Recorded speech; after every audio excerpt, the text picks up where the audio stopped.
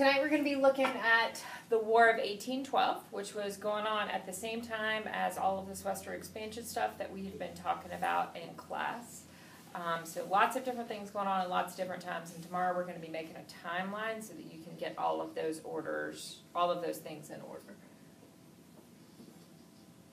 So the causes of the War of 1812, so U.S. ships were being harassed and cargo was being seized off of those ships, which of course means that we're not making as much money off of the cargoes that were on that ship. And then we have impressment of American soldiers. And impressment essentially means kidnapping of American soldiers. So a lot of those British soldiers that had fought previously had become citizens, and they ended up deserting from British vessels and deserted the British Army. So they joined American crews. Those soldiers specifically were kidnapped, taken off of the American ships, and forced to rejoin the British Navy. Of course, the Americans really, really didn't like that. Another big cause is economic issues. At this point, we had the Embargo Act of 1807. And that stopped trade completely with Europe. Of course, that is going to be really, really bad for the ports and the companies that needed to ship goods out of those harbors. And keep in mind that an embargo is a ban on trade with other countries. So we've seen several different embargoes in effect in our lifetime. We've had an embargo with Cuba. So the embargo, obviously unpopular in port cities, which were those cities that made their money off of the shipment of these goods, and especially the cities in the north were affected by this. So your cities like New York really, really were affected by the embargo of 1807. So before all of this goes on, Jefferson is president. He is going to end up leaving office. He does not want to run for a third term because at this point there was not really a set number of years that somebody could be president. He just decided he didn't want to do it.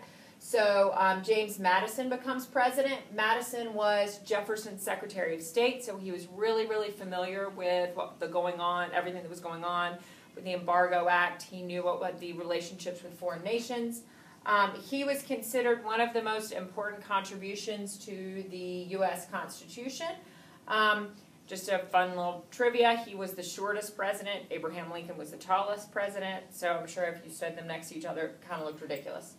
And he also, guys, was supported by war hawks. And war hawks, like you looked up in your vocabulary last week, are Southern congressmen who wanted war, even though it might not have been good for the East. The reason they wanted that war was this idea of nationalism. So just keeping in mind that your nation is the superior nation. So some of the benefits of going to war: it would allow for the Embargo Act to end. National pride, like I was just talking about. We wanted to take over more land. We wanted to have this ability to beat the huge British Army for our national pride. To stop the impressment of soldiers or the kidnapping of soldiers. And then that territory in Canada. This is what we were fighting over, was the territory in Canada. Drawbacks of war: not everybody wanted it. It's just like any other war. It was just not the most popular thing in the world. The military in the United States was small. The Navy was even smaller. We only had 22 ships in our Navy. Great Britain still had one of the strongest militaries in the war, despite their loss in the Revolutionary War. And the potential loss, if we lost this war, we would lose the Louisiana Purchase territory. So those were the things that were at risk. So in June of 1812, Madison declares war on Great Britain. The vote was split along regional lines. North voted one way, the South voted the other. This is going to be one of those many differences that we're going to start to see between the North and the South, leading to civil war. The war started with an invasion of Canada. That was the first little thing that happened. Key battles. The first one is the Battle of York. So the United States essentially burnt down the city of York, which is now Toronto. We know is a big city in Canada. The reason that they did that was they thought that the Canadians would want to join American forces. They thought it would be a quick and easy battle because the Canadians did not want to be ruled by the British. That did not happen. The Canadians did not end up joining us, so it was a longer battle than we thought it was. Then we see the defeat of the British on Lake Erie, and we know that that was important because of the Erie Canal and other things that were going on at the time. So that gave the United States control of Lake Erie. And then Britain, another big thing that happens is that Britain blockades the eastern seaboard. We've talked about a blockade with the Revolutionary War. They essentially did not allow any trade going in and out, which, you know, was tough because it meant that the North and the South had a difficult time shipping goods to each other. So the British forces actually ended up capturing D.C. in August of 1814.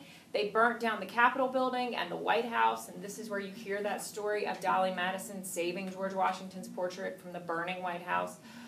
Madison barely escaped, and the Congress barely escaped, so it was a really close call on that front. But then they go down to Baltimore, Maryland. At that point, the United States is ready. We've got our armed forces there. Everything looks good. So the British ended up surrendering there. One of the key things that happens as a result of this battle, Frances Scott Key actually witnessed the battle, and so this is where she writes the Star-Spangled Banner, was at this Battle of Baltimore. The Treaty of Ghent ended the War of 1812. It ended in a stalemate. Nobody won, nobody lost, so we didn't gain anything. We didn't really lose anything either. Like I said, no party lost or gained any territory at all. And then the Battle of New Orleans actually took place after the Treaty of Ghent. The Battle of New Orleans was important because Andrew Jackson becomes a national hero. And Andrew Jackson is going to be a president that we're going to talk about right much in class over the next couple of days.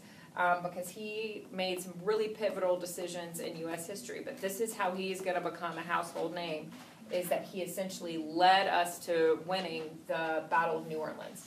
So if we didn't gain anything and we didn't lose any kind of territory, what's the importance of the War of 1812?